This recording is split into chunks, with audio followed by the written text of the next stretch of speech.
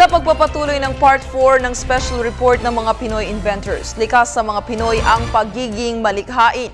Ito ang pinapamalas ngayon ng ating mga Pinoy Inventors. Kaya ang suporta ng gobyerno ay lubusan. Sinuklian naman ito ng pagiging o pagsisipag sa paglikha ng henyong Pinoy. Balitaan mo kami, Emil Carrion.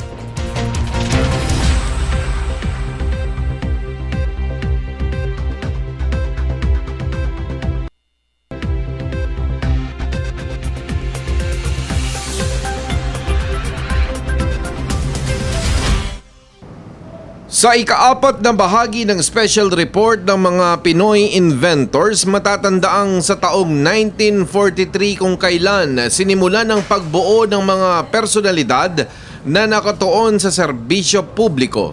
Ito ay para sa mga kababayang napinsala ng katatapos lang na digmaang pangdaigdig. Dito na rin ibinuhos ang pag-ayuda ng pamahalaan sa pamamagitan ng mga tax incentives o pagbawas sa buwis na pangkaraniwang ipinapataw sa mga producers at mga negosyante.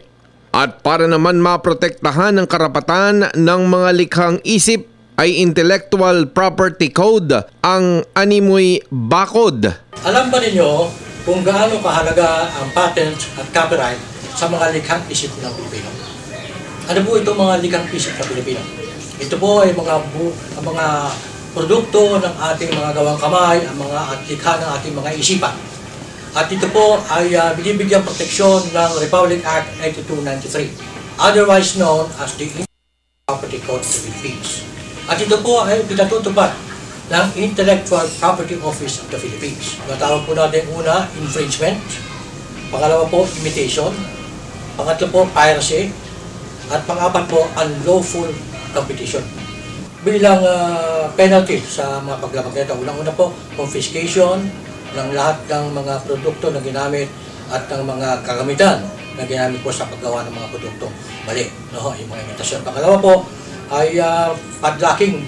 Isasara po, padlocking inyong factory o pagawaan. Pangatlo po, magbabayad po kayo ng danyos, perjuicios, no, laban o in favor of doon sa biktima ng inyong ginawa ng paglabag.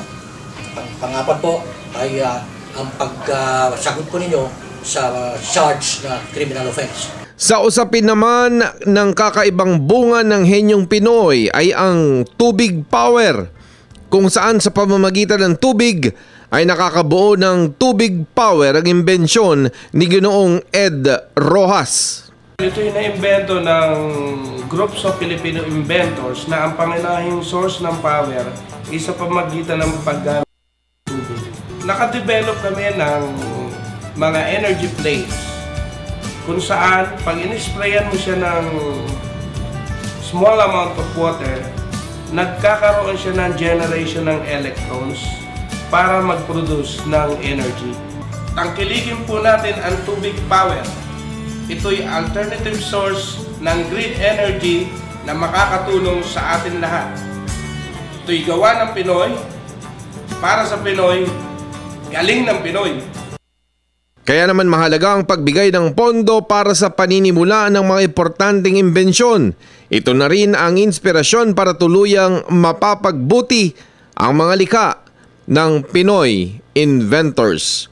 Para sa Telebisyon ng Bayan, ako si Emil Carrion.